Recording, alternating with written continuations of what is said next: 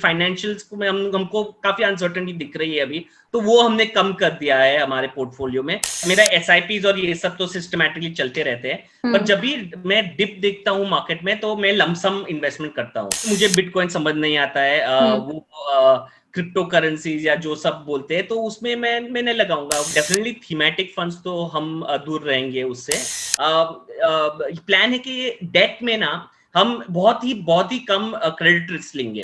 अगर आप इन्वेस्ट नहीं कर सकते हैं तो मत कीजिए, इट्स ओके। अभी के लिए सर्वाइवल इज एवरीथिंग।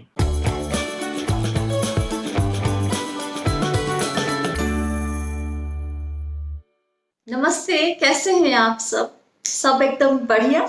तो शुरू करें आज का वीडियो।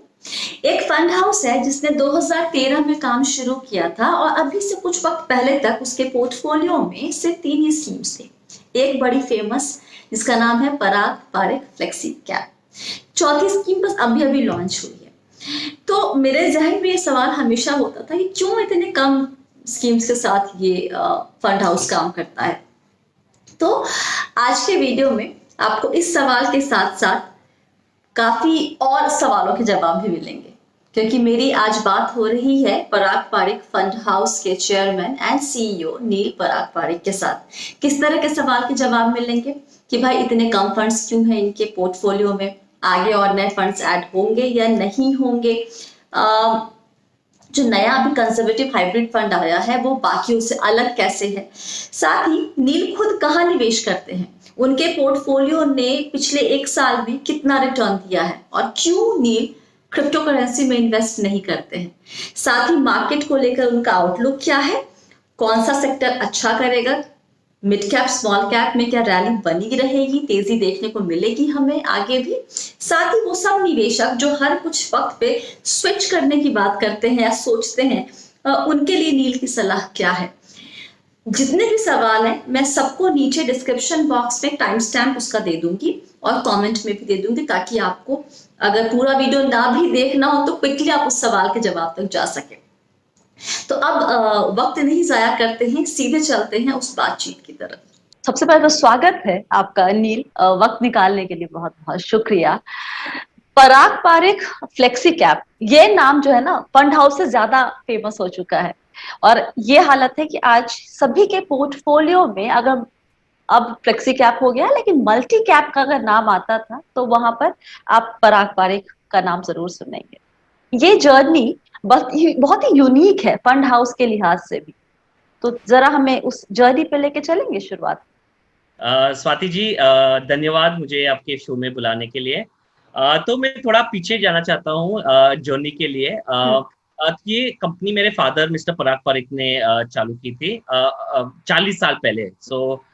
जो हमारे म्यूचुअल फंड अभी 8 साल ही पुराने हैं, पर कंपनी 40 साल पुरानी है। तो जेनेसिस उसमें हुआ था कि मेरे फादर ब्रोकर थे 1980s। और अगर हाल ही में आपने वो हर्षद मेहता की शो देखा है या आपके ऑडियंस ने देखा है, तो उधर वो टाइम पे आपको ऐसा था कि 80s या अर्ली 90s में पैसा बनाने के लिए या मार्केट में जाने के लिए इनसाइड इंफॉर्मेशन का जरूरत थी। पर मेरे फादर ने कुछ दूसरा किया, उन्होंने फॉर्मल रिसर्च चालू किया मार्केट में। वो टाइम बहुत कम लोग रिसर्च, जो अभी हम जानते हैं रिसर्च को, वो टाइम कर रहे थे 80s में। तो ऑब्वियसली थोड़ी दिक्कत तो आई थी फर्स्ट 5-7 ईयर्स। पर जब कंट्री ओपन हुआ, लिबरलाइजेशन हुई, तो ये उनकी जो फॉर्मल रिसर्च करते थे उसको बहुत फॉरेन इन्वेस्टर लोगों ने या इंस्टीट्यूशन ने बहुत अच्छा उनको लगा कि ये बहुत अच्छा तरीका है या इंडियन मार्केट में ये करने के लिए। तो वैसे हमारी स्टार्ट हुई, हमारी फाउंडेशन वही फंडामेंटल रिसर्च से हुई। और 1996 में हमको लगा कि हमारी कॉलिंग या पैशन था मनी मैनेजमेंट, नॉट ब्रोकिंग, क्योंकि ब्रोकिंग में सबको बाय सेल कराना पड़ता है, ऐसे ही बिजनेस आगे जाता है। पर हम इधर बाय एंड होल्ड की बारे में बात कर रहे थे, लॉन्ग टर्म इन्वेस्टमेंट के बारे में बात कर, तो हमको लगा पीएमएस अच्छा तरीका होगा। तो पीएमएस 2012-13 तक चला। और फिर थोड़े रूल्स आए पीएमएस में, जैसे minimum investment 5 lakh to 25 lakh हो गए। दूसरी चीज है कि हमको वो फाइनेंशियल क्राइसिस का समय था 2008-10, और हमको लगा कि फॉरेन स्टॉक्स में बहुत अच्छी कमाई हो सकती है और हमको इसमें पार्टिसिपेट करना है।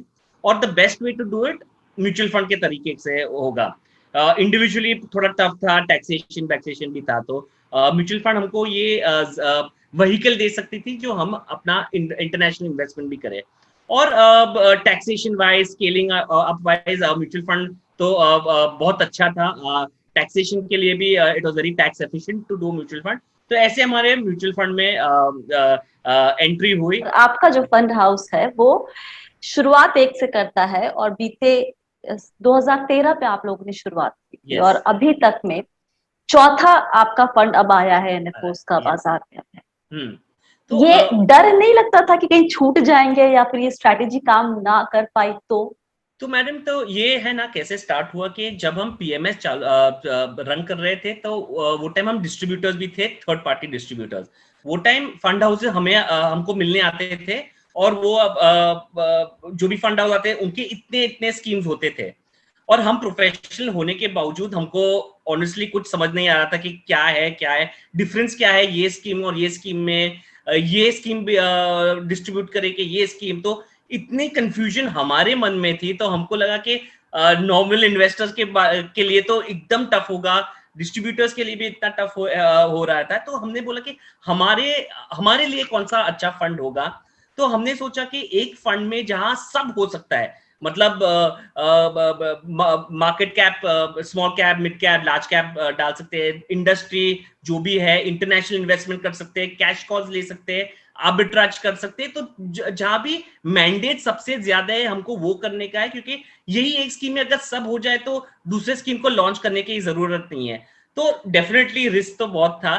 पहले 5 साल में हमारा ग्रोथ इतना कुछ खास नहीं था, पर हमने सोचा था वो टाइम के 5 साल तो लगेंगे ही ट्रैक रिकॉर्ड बिल्ड करने के लिए। हमारा कोई bank, we are not backed by bank और इंस्टीट्यूशन और फॉरेन पार्टनर। तो हमको लगा कि ये तो पहला 5 साल तो बहुत कठिन होने वाला है और हमको अपनी एक्सपेंसेस कंट्रोल में रखनी चाहिए। और 5 साल के बाद अगर हमको कन्विक्शन है ये प्रोडक्ट पे हमारे लिए अच्छा है, तो होपफुली लोगों के लिए भी अच्छा होगा। तो लास्ट 2-3 इयर्स में थोड़ा ग्रोथ दिखने को मिला है अभी। तो ये बताएं कि शुरुआत आपने एक मल्टी कैप से करी थी जिसके पीछे आपने वजह बताई। उसके बाद आपने लॉन्च किया था लिक्विड फंड किया है 13 के बाद 18 में, फिर 19 में टैक्स सेवर और अब जाके कंजर्वेटिव हाइब्रिड। यस। तो इन कैटेगरी को चुनने के पीछे की वजह?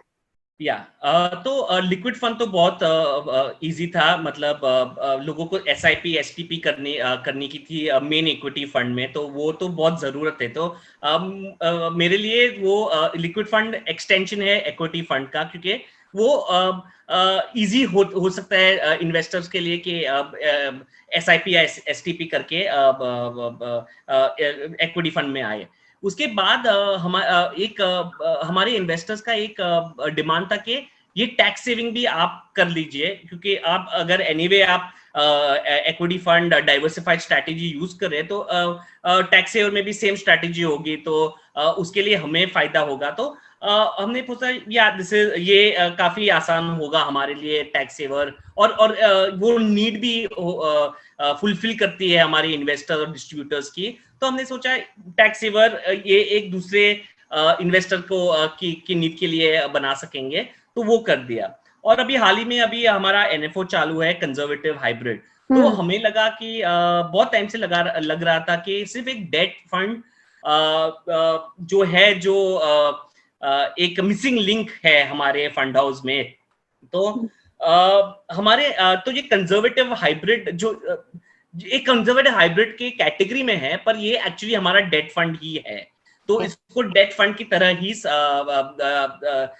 सोचिए, क्योंकि हमने ये क्यों कंजर्वेटिव हाइब्रिड में लिया है और not a pure debt fund जो आप कह सकते हैं। तो उसका भी रीजनिंग है हमारे इक्विटी फंड, जहां फ्लेक्सिबिलिटी सब हो सकती है।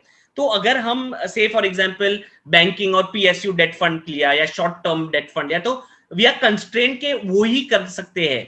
पर अगर हमने ये कंजर्वेटिव हाइब्रिड में किया है तो देयर इज नो रिस्ट्रिक्शन के डेट में हम क्या करें, जहां भी अपॉर्चुनिटी है डेट में हम जा सकते हैं, short and, long and, AAA corporate, state bonds, और उसके साथ हम थोड़ा इक्विटी और रीच भी कर सकते हैं। तो हमारा प्लान है कि डेट में ना हम बहुत ही कम क्रेडिट रिस्क लेंगे।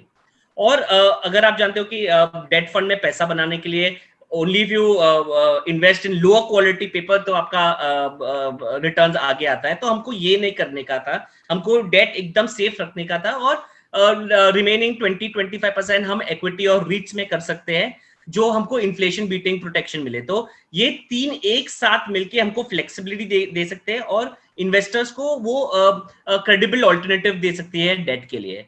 ओके, और ये एनएफओ बंद हो रहा है 21 मई को, अभी खुला हुआ है। ओके, आपने एक इंटरव्यू में कहा था नील कि there are no plans to launch, ये लास्ट ईयर का इंटरव्यू है, any new scheme currently. Over time we believe there is a need for a low risk debt product, आप शायद इसी को रेफर कर रहे थे। एब्सोल्युटली। Giving regular income. जी। तो क्या ये प्रोडक्ट उन निवेशकों के लिए सही हो सकता है जो अपने इन्वेस्टमेंट से रेगुलर कमाई का जरिया भी ढूंढ रहे हैं, और कैसे हो सकता है? जी, एब्सोल्युटली। ये एक्चुअली उनके लिए बहुत अच्छा होगा। अगर पहली बात है, ये 3 साल तक इन्वेस्ट करेंगे तो आई मीन 3 साल के पहले अगर उनको इन्वेस्टमेंट तोड़नी है तो ये फंड शायद इतना अच्छा नहीं होगा। 3 साल तो मिनिमम होना चाहिए, और 3 साल के बाद जो अगर डेट फंड में अगर आपने इन्वेस्ट किया तो 3 साल के बाद आपको इंडेक्सेशन बेनिफिट्स मिल सकते हैं। उसके बाद हम अपने निवेशकों को बोल रहे हैं कि उसके बाद आप SWP कर दीजिए, सिस्टमैटिक विड्रॉल प्लान। जो भी आपका मन है, जितना आपको पैसा चाहिए, तो उसके 3 साल के बाद आप SW करके आपका रेगुलर इनकम आप ले सकते हैं।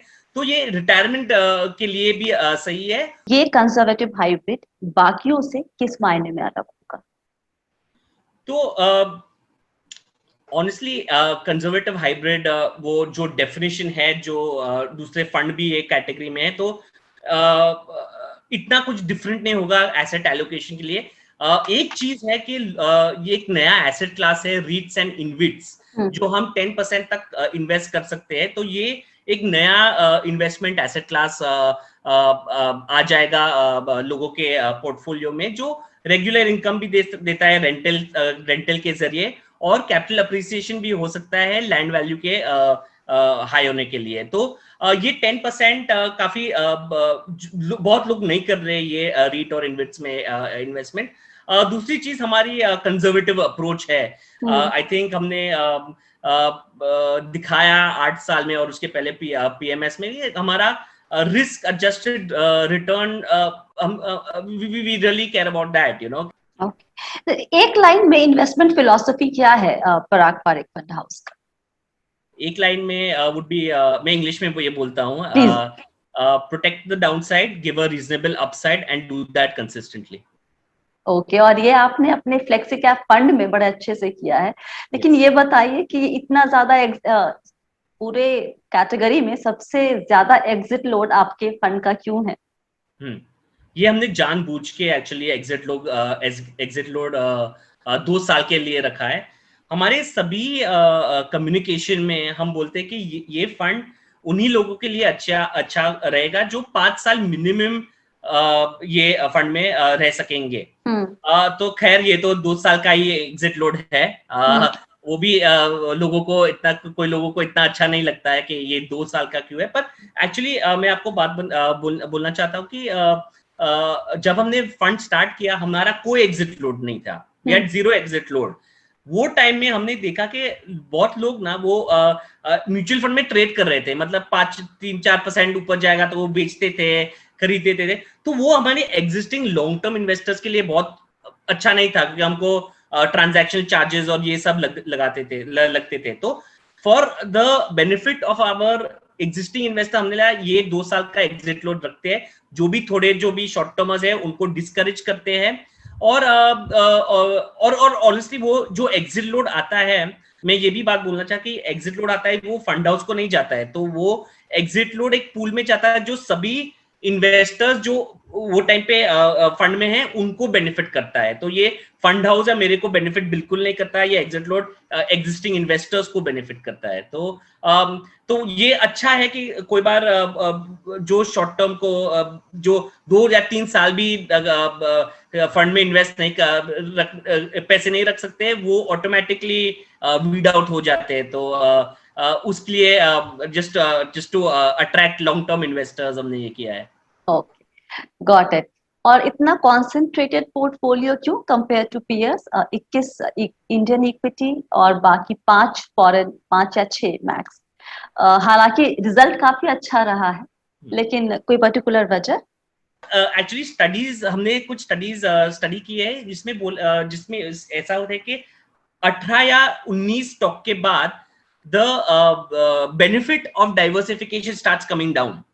तो 18, 19, 20 stocks is actually the best diversification। तो हमारे लिए हमने स्टडी किया कि 25 to 30 stocks हमारे लिए सही एलोकेशन है, क्योंकि उसमें हमारे बेस्ट आइडियाज को हम 8, 9, 10% तक भी ले जा सकते हैं, और जो भी इलिक्विड स्टॉक्स है से स्मॉल कैप या उसमें 1-2% भी रख सकते हैं और कंफर्टेबली मैनेज कर सकते हैं। तो हम दोनों साइड कर सकते हैं, हाई कॉन्सेंट्रेशन, थोड़े स्टॉक में हाई कॉन्सेंट्रेशन और थोड़े स्टॉक्स में लो कॉन्सेंट्रेशन। तो हमारे लिए अच्छा एलोकेशन हो जाता है 25-30 स्टॉक्स में।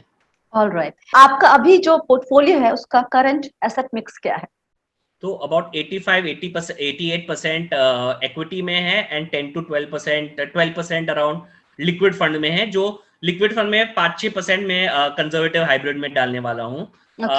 तो ज्यादातर मेरा पोर्टफोलियो 85 से कम इक्विटी में ही 85 के कम इक्विटी में से मिनिमम 85% इक्विटी में ही मेरा। ओके, और ज्यादातर मेरे फंड फ्लेक्सी कैप फंड में। ओके, और आपका बीते एक साल क्योंकि बहुत ही ऊपर नीचे वाला रहा, आपका पोर्टफोलियो का परफॉर्मेंस कैसा रहा है? पोर्टफोलियो का परफॉर्मेंस काफी अच्छा रहा है लास्ट 1 ईयर में। अबाउट 70-75% रिटर्न एक साल में थे, क्योंकि ज्यादातर हमारा फंड भी काफी अच्छा किया है, और थोड़े मेरे पर्सनल स्टॉक्स भी है जो पहले से थे, तो वो भी काफी अच्छे किए। तो दोनों मिला के काफी अच्छा साल रहा मेरे लिए। ओके, और कुछ रिसेंट कुछ चेंजेस किए गए हैं कोविड को देखते हुए अभी एक साल में अपने पोर्टफोलियो में, या करने का सोच रहे हैं अभी? जी, तो एक चीज मैं करता हूँ कि मेरा SIPs और ये सब तो सिस्टमैटिकली चलते रहते हैं, पर जब भी मैं डिप देखता हूँ मार्केट में तो मैं लमसम इन्वेस्टमेंट करता हूँ। तो लास्ट ईयर मैंने काफी ज्यादा लमसम इन्वेस्टमेंट किए, क्योंकि मार्केट गिरा था। मार्च, अप्रैल, जून तक मैंने काफी लमसम इन्वेस्टमेंट किए हैं। तो वही चेंज रहा है, इतना कुछ ज्यादा चेंज नहीं रहा है। और अभी अपना कंजर्वेटिव हाइब्रिड फंड आ रहा है, तो उसमें मैं मेरा थोड़े पैसे उसमें लगा दूंगा। आपने अपने एक इंटरव्यू में कहा था कि I am conservative with my investment choices but aggressive in my allocation. इसे जरा एक्सप्लेन करेंगे? जी, तो देखिए, हमारा मैंने आपको पहले बताया कि हमारा इन्वेस्टमेंट स्टाइल PPFS में है कि protect the downside, give a reasonable upside, do that consistently. तो हम बहुत सेफ खेलते हैं इसमें, मतलब एकदम कंजर्वेटिव है हम इन्वेस्टमेंट चॉइस के लिए। अगर ओनली एंड ओनली अगर हमारा जो भी हम देखते हैं कंपनी में उनके प्रोस्पेक्ट और प्राइस भी अच्छा रहा, तो ही हम इन्वेस्ट करते हैं, क्योंकि हम जानते हैं कि इसमें हमको पैसा गंवाना नहीं है। अगर नॉट लूजिंग मनी इज 70 और 80% ऑफ द बैटल, और अगर हम रिस्क प्रोटेक्ट करते हैं तो रिटर्न तो आ जाएंगे, उसमें हमको परेशानी नहीं है। तो मैं बोलता हूँ कि मैं जो इन्वेस्टमेंट चॉइसेस करता हूँ वो बहुत कंजर्वेटिव है, मतलब बहुत सेफ है, जिसमें मेरे पैसे कम होने की आवश्यकता लो है। पर जब मैं एग्जाम्पल के तौर पे, तो फॉर एग्जाम्पल मुझे बिटकॉइन समझ नहीं आता है, वो क्रिप्टो करेंसीज या जो सब बोलते हैं, तो उसमें मैं लगाऊंगा। मुझे नहीं लगता है उसमें जो भी एकदम कोई लोग बहुत अच्छा भी कमा सकेंगे, पर जो हमको समझ नहीं आ रहा है और मुझे लगता है बहुत रिस्क है, उसमें मैं नहीं लगा दूंगा। मुझे लगता है flexi cap fund is a great product, और उसमें मैंने ज्यादातर उसमें ही रखा दिया, और इसलिए मैं बोलता हूँ मैं अग्रेसिव हूँ in my allocation. Okay, got it. Gold में इन्वेस्टमेंट? नहीं मैम, वो मेरी वाइफ कर देती है। Real estate? No no actually मेरी वाइफ एक्चुअली रियल एस्टेट और गोल्ड में थोड़ी है, तो एज अ फैमिली हमारा एसेट एलोकेशन ऐसा कंप्लीट हो जाता है, क्योंकि मेरा ऑनेस्टली मैं इक्विटी मैन हूँ, तो मुझे सिर्फ इक्विटी में ही करना है, मुझे दूसरे कुछ में नहीं करना है, तो मेरा ज्यादा इक्विटी में रहेगा, और मेरी वाइफ थोड़ा रियल एस्टेट और गोल्ड में वो इन्वेस्ट करती है। मुझे पता है इसका जवाब क्या होगा, लेकिन क्या आपने या आपकी फैमिली में किसी ने इंश्योरेंस कम इन्वेस्टमेंट प्रोडक्ट में निवेश किया है? नहीं मैम, वो नहीं किया है। कोई डायरेक्शन दिख रहा है बाजार का? तो हम जानते कि अभी अनसर्टेनिटी बहुत ज्यादा है, कोविड के लिए अनसर्टेनिटी बहुत ज्यादा है, और वैक्सीन के लिए भी अनसर्टेनिटी ज्यादा है। अभी आप एक साल पहले ही देख लो, जब कोविड आया, जब कोविड मार्च में आया था और मार्केट एकदम नीचे गए, आई डोंट थिंक किसी ने भी सोचा था कि इतना अच्छा बाउंस बैक आएगा और ये टाइम पे हम सबसे ऊपर मार्केट में होगा। तो वो प्रेडिक्शन करना ही आई थिंक फ्यूटाइल है, मतलब नामुमकिन है करने के लिए। पर हम जो करते हैं तो as fund managers, as money managers, एक चीज हम कर सकते हैं कि जो भी कंपनीज हमको जो डाउनसाइड प्रोटेक्शन देती है, या जो सेक्टर्स हमको लगते हैं कि ये अच्छी तरह आ जाएंगे वापस, उसमें ही इन्वेस्ट करना। बॉटम अप स्टॉक पिकिंग कहते हैं उसमें, से हम इंडिविजुअली एक स्टॉक या सेक्टर को देखते हैं, तो कोई सेक्टर हम कंप्लीटली निगलेक्ट, अगर हमको अनसर्टेनिटी है, तो फॉर एग्जांपल फाइनेंशियल्स को में हमको काफी अनसर्टेनिटी दिख रही है अभी, तो वो हमने कम कर दिया है हमारे पोर्टफोलियो में। पर इंफॉर्मेशन टेक्नोलॉजी या गूगल, फेसबुक, अमेजोन जैसी कंपनी जो हमको लगता है कि ये इवन बेटर करेंगी, क्योंकि उनके वो कैश रिच है और काफी कैश के साथ काफी कर सकते हैं, तो उसमें हमने ज्यादा पैसा लगाया। तो ऐसे मतलब स्टॉक स्पेसिफिक या सेक्टर स्पेसिफिक ही जाना पड़ेगा। मुझे लगता है थोड़ा रिस्क ज्यादा है मार्केट में, जो पूरा you can't buy the whole market as such, तो एकदम स्टॉक स्पेसिफिक रहना पड़ेगा अभी के लिए। And what's your take on mid and small cap? They have been performing okay since last few months. ये ट्रेंड कंटिन्यू करेगा अभी कुछ वक्त तक? तो selectively, definitely selectively mid cap और थोड़े स्मॉल कैप डेफिनेटली अच्छा करेंगे। जो मैं बोल रहा हूँ कि अगर हाईली लेवरेज कंपनीज है, ये टाइम में सर्वाइव करना काफी कोई लोगों के लिए काफी मुश्किल भी हो सकता है।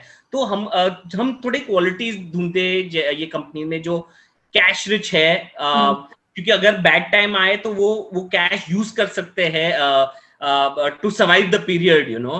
तो ये थोड़े क्वालिटीज है जो स्मॉल कैप में भी है, मिड कैप में भी है, लार्ज कैप में भी है, और इंटरनेशनल स्टॉक्स में भी है। तो ये जनरल जो भी हम 3 या 4 पॉइंट्स हमारे लिए एकदम जरूरी है, हम उस हिसाब से इन्वेस्टमेंट करें। तो हमारी investment actually small cap, mid cap और लार्ज कैप सब में है। तो तो अपॉर्चुनिटी तो मिल रही है सब में।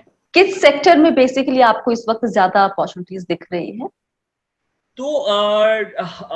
तो अभी के लिए हम आईटी कंपनीज में काफी ज्यादा इन्वेस्टेड है।